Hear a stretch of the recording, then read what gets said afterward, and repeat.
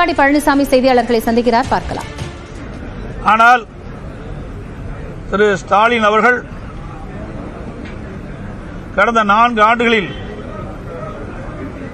95% அறிவிப்புகள் நிறைவேற்றப்பட்டதாக ஒரு பொய்யான செய்தி வெளியிட்டிருக்கின்றார். அதில் நிறைவேற்றப்படாத சிலவற்றை இங்கே குறிப்பிட விரும்புகின்றேன். நீட் தேர்வு ரத்து செய்யப்படும் என்று தேர்தல் நேரத்தில் சொன்னாங்க. திராவிட முன்னேற்ற கழகம் ஆட்சிக்கு வந்தவுடன் முதல் கையெழுத்து நீட் தேர்வு ரத்து செய்யப்படும் என்று அறிவிப்பை கொடுத்தார்கள்.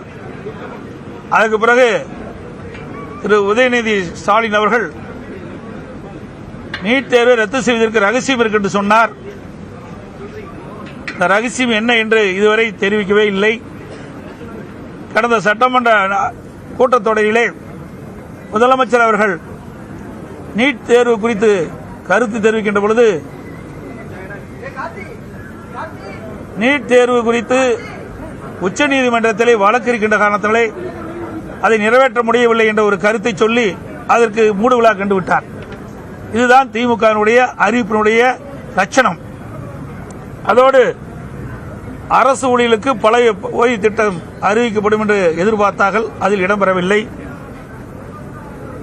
தமிழக மாணவர்களுக்கு வங்கியில் வாங்கிய கல்விக் கடன் ரத்து என்று அறிவித்தார்கள், அதுவும் அறிவிப்பில் எதுவும் இடம்பெறவில்லை.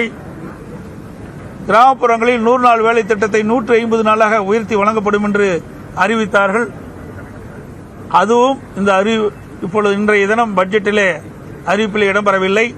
அந்த 100 நாள் வேலை திட்டத்தில் பணிபுரிகின்ற ஊழியர்களுக்கு ஊதியம் உயர்த்தி வழங்கப்படும் என்று அறிவித்தார்கள், அதுவும் இந்த அறிவிப்பிலே இடம்பெறவில்லை. அதேபோல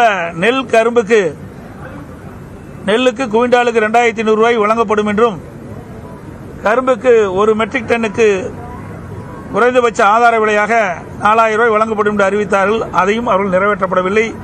இன்றைய தினம் பட்ஜெட்டில் இது இடம்பெறவில்லை. நாளை தினம் விவசாய பட்ஜெட்டில் இடம்பெறும் என்று எதிர்பார்க்கிறார்கள் விவசாயிகள். சமையல் எரிவாயு சிலிண்டர் விலைக்கு மானியம் மாதந்தோறும் 100 ரூபாய் வழங்கப்படும் அறிவிச்சாங்க தேர்தல் நேரத்தில். அதையும் இன்றைய பட்ஜெட் கூட்டத்தொடரில் அதற்கு அந்த அறிவிப்பு இடம்பெறல.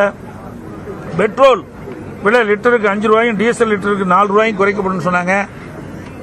பெட்ரோலுக்கு மட்டும் 3 ரூபாய் விலை குறைச்சாங்க. 5 ரூபாய் விலை குறைக்கும் என்று தேர்தல் நேரத்தில் வாக்குறுதி கொடுத்து விட்டு 3 ரூபாய் தான் விலை குறைச்சாங்க. டீசலுக்கு 4 ரூபாய் விலை குறைக்கப்படும் என்று அறிவிக்கப்பட்டு இன்றைய வரை விலை குறைக்கவில்லை. அந்த அறிவிப்பும் இன்றைய பட்ஜெட்டில் இடம்பெறவில்லை. அனைத்து உணவுப் பொருட்களும் குறைந்தபட்ச ஆதார விலை நிர்ணயிக்கப்படும் என்று சொன்னாங்க, அதுவும் அறிவிப்பில் இடம்பெறல. மின் கட்டணம் ஒவ்வொரு ஆண்டும் கணக்கிடப்படும் சொன்னாங்க. ஒவ்வொரு மாதமும் மின் கட்டணமும் ஒவ்வொரு மாதமும் கணக்கிட்டு அதற்கு ஏற்றவாறு அந்த தொகை நிர்ணயிக்கப்படும் சொன்னாங்க, அதுவும் இந்த அறிவிப்பில் இடம்பெறல.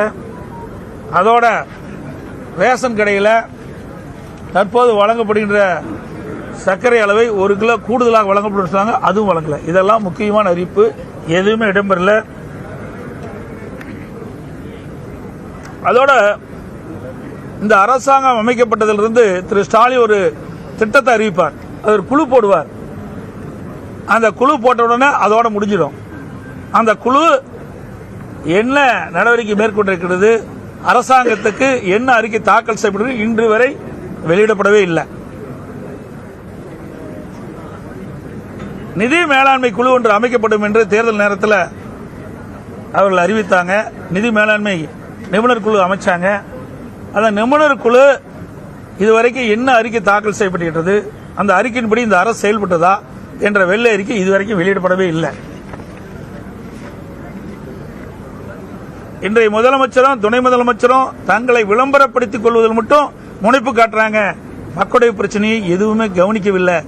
இன்றைய ஆட்சி வெறும் விளம்பரத்தில் தான் ஓடிட்டு இருக்கு.